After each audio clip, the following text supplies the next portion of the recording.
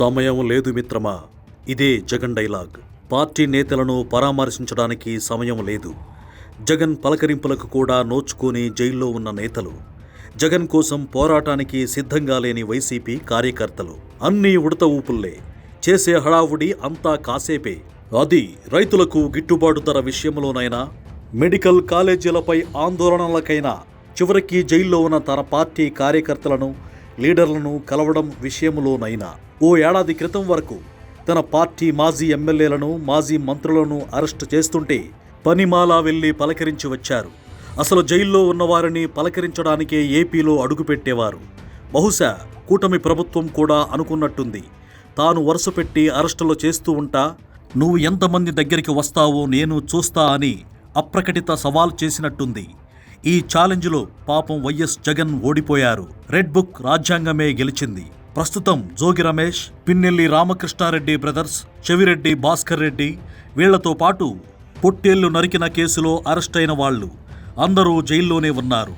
మొదట్లో జైలుకు వెళ్లి పరామర్శించేందుకు ఉత్సాహం చూపిన వైఎస్ జగన్ ఇప్పుడెందుకనో బద్ధకం చూపిస్తున్నారు. ఏం పోతాంలే అన్నట్టుగానే ఉంది వైఎస్ జగన్ వ్యవహారం. అంతటి చెవిరెడ్డి, మిథున్ రెడ్డిని చూడ్డానికే జైలుకు వెళ్లలేదంటే ఇక మాబోటి వాళ్ళెంతా అని ఫీల్ అవ్వడం మొదలుపెట్టారు నేతలు. ఒకప్పుడు వైఎస్ జగన్ కోసం జైలుకు వెళ్లడానికైనా సిద్ధం అన్నారు. ఒకప్పుడేంటి, నిన్న మొన్నటి వరకు చొక్కాలు చించుకొని రొమ్ము విరిచి నిలబడ్డారు. ఎప్పుడైతే వైఎస్ జగన్ మోహం చాటేశాడో ఇక ఆ రొమ్ములు విరిగిపోయాయి. చిరిగిన చొక్కాలు కుట్టించుకోవడానికి కూడా పైసలు లేకపోవడంతో చల్లబడిపోయారు. జగన్కు అర్థమవుతోందో లేదో గాని వైసీపీ నాయకత్వం బలహీనపడిపోయింది. నేతలు ఒంటరి వాళ్ళైపోయారు. ఇక కార్యకర్తలైతే అనాథలుగా మిగిలారు. ముట్టుకుంటే చాలు కూలిపోయేలా ఉంది వైసీపీ. మరోవైపు బీసీవై పార్టీ ప్రధాన ప్రతిపక్ష పాత్రను సమర్థవంతంగా పోషిస్తోంది. బీసీవై పార్టీ టేకప్ చేయని ఇష్యూనే లేదు, గళమెత్తని సమస్య లేదు.